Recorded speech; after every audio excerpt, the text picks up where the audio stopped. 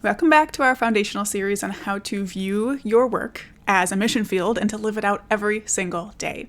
As easy as it is to get caught up in tasks and workplace relationships and all those fun things, God has placed you where you are each day for a reason. He put the people you work with and work for around you for a reason. And in this series, we're excited to help you find a deeper purpose in your work, to be a light to those around you, and to lead others to Christ through how you live and serve.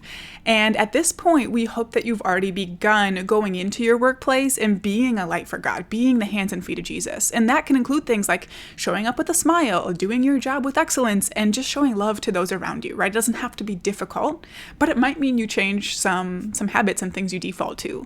And then in our last video, we talked about how important it is for you to be growing in your own relationship with Jesus so that you can pour out to others and share what you're learning and really be a true disciple. We do want you to feel settled into those two things before continuing to add more. So we want you to be going to work and shining His light. We want you to be spending your own time with Him. If you're already doing that and you're ready for the next step, we're going to dive into our next training on prayer. Praying intentionally for those around you is a key to whatever your personal goal is in your workspace, whether it's changing the culture, bringing coworkers to Christ, mending relationships, making an impact for God, anything else. It all revolves around prayer and not your actions. And that's what I really love about this, is that it takes all the pressure off of you.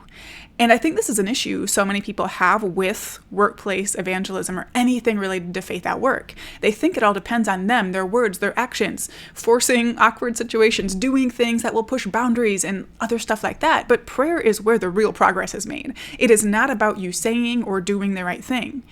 Courtney and I were able to attend a conference, and this was a quote that really caught our attention. The most important conversations are with God about people, or with God about places. It's not with people about God, right? The impact is not made when we are out there forcing or pushing our agenda. The impact is made when we're going to God in prayer, when we're asking Him to move, when we're giving Him the opportunity to show us our next steps.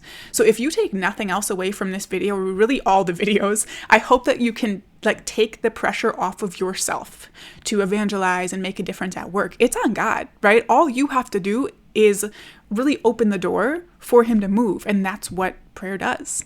So there are a few different pieces and phases to this, which we'll walk through one step at a time. I would recommend that you watch this whole video at once, but then if you need to start with just step one, do that. And then you can come back and revisit the others once step one is finished and you're feeling good about it. I also want to point out this really great resource that takes it all even further. If you're the reading type, it's the book Praying on Offense by Jeff Clark. And we will briefly cover and give an overview of the basic idea presented in this book, but it is really a good one to dive into way more. Jeff Clark is really wonderful. We've been able to see him speak. He's been generous enough to meet with us about FaithWorks.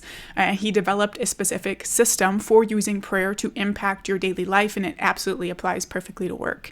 If you are unable to get a copy for yourself for whatever reason, please just let us know and we'd be happy to get one for you. With that being said, let's dive into step one. Step one is to pray for God to reveal 1 to 3 people in your workplace that you can intentionally pray for. That's it. And write the names down once you have them. And I would guess He'll bring them to mind quickly. You probably already know who at least a couple of them are. You can pause the video right now and sit with God asking for Him to do this, or this can be the step you start with and then come back for the rest once you have those names. But I also hope that this gives you a sense of relief. Like, you are not responsible for praying for everyone. Let God show you who He has put you in a position to encourage and minister to. And then once you have that, you can move on to step 2, which is to just pray for them regularly. Aim to pray specifically for these people 4 times per week or more. And I'll share some example of the types of things to pray for, but it can be helpful to use a prayer journal to encourage yourself to be specific in your prayers and to be able to look back on what God has done over time. There's also an app that goes along with the Praying on Offense book that guides you through their specific prayer process if that's that kind of structure is helpful for you. But whether or not you use something like that, it's going to be important for you to have a routine and don't rely on yourself remembering on a regular basis. But it could be built into your morning prayer rhythm on certain days. It could be your focus on your drive to work or on lunch break, whatever. But you can pause this video and think about what will work well for you, set reminders for yourself if you need to, and just kind of set yourself up for success to be praying for these people 4 times per week. If for you, it's less about specific people and more about your workplace as a whole, I would still challenge you to see what specific people have the biggest part to play in that you could be praying for. But of course, your overall workspace could be included in these daily prayers as well. As for what to pray about, I'm going to show you a list of other ideas in a second here, but here's the praying on offense framework, which we really like because it's so simple. It's for each of your people, you are praying, what do you want me to know? And what do you want me to do? Nice and simple. 2 questions you are praying through to really let God guide things. And it's letting him really take control. He's going to show you things that about that person, or illuminate things you might not have noticed on your own, and give specific steps that you don't have to figure out yourself, which is the beauty of this. But more importantly, I think it's letting God be the one that has influence instead of you and instead of us, right? So I would say stick to those 2 questions to start really simply, but in case more examples are helpful, here are more ideas of the types of things you can pray for. I won't read through all of them, but a few examples, like pray for him to open up opportunities to grow your relationship, present opportunities for you to serve and care for them, use you in their lives, overcome their unbelief, help your faith come up naturally in conversation, present an opportunity to invite them to church or a church event, or an opportunity to share your testimony, right? You can pray really specific things as well. But again, it can be this simple. What do you want me to know? What do you want me to do? And these 2 questions actually really lean into our 3rd step, but I wanted to present them on their own and present this 3rd step on its own as well, just so we can talk about the importance of listening. So when we are praying and asking, what do you want me to know and do?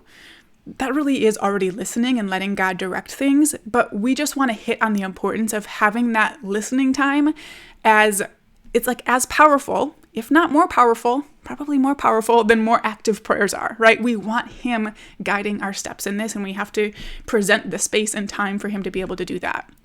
In our Abide training, we talked about how foundational it is to all of this to be a true disciple of Christ, and hearing God's voice is a key part of that. I love the scripture from John 10, verses 3-5. The gatekeeper opens the gate for him, and the sheep listen to his voice. He calls his own sheep by name and leads them out. When he has brought out all his own, he goes on ahead of them, and his sheep follow him because they know his voice. But they will never follow a stranger. In fact, they'll run away from him because they don't recognize a stranger's voice. So if you don't already recognize his voice, giving opportunities to learn will allow you to start walking more and more in obedience, and then feeling more and more confident as he does lay these thoughts and actions on your heart. You'll know it's from him and be able to, move forward confidently in that. With all that being said, as much as we want to listen and follow his steps, a step of faith and courage will always be required to live out our mission here at FaithWorks, to be a light, to reach people in your workplace. But the beautiful thing is that God knows you, right? He knows your strengths. He knows what you can handle. It's not to say he won't push you a little bit, but he'll push you within the strengths he has given you. So you can trust those steps when they come up and know that they're just going to grow you. So to recap today, the steps we're going through are asking God to reveal your 1 to 3 names. These are the people you are praying for. These are the people you are putting your focus on. And then you're going to pray for them regularly, at least 4 times per week, and just listen for directions and words and actions that he wants you to take. So start with whatever is realistic for you. Maybe right now you just pray for 1 name. Right? Maybe you pray just a few times per week. And once you have that down, you could slot in maybe 5 more minutes on your drive to work, or add 1 more person that really is on your heart, and you can grow from there. We want this to be something that's just like built into your day. It's not another thing. It's just a part of your routine, right? We don't want it to take any extra time.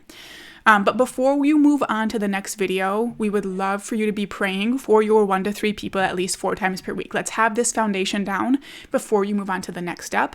And we would also really love to join you in prayer for your specific people and for God to speak with you and open doors and all of those things. Like, that's what we're here for. So please reach out to us. And you can also reach out just to say hi, but also for accountability or for support or to ask questions. Like, we are here to come alongside you and offer resources, tools, encouragement, prayer, community, all those good things. So you can reach out to us at FaithWorks@redcedarchurch.com.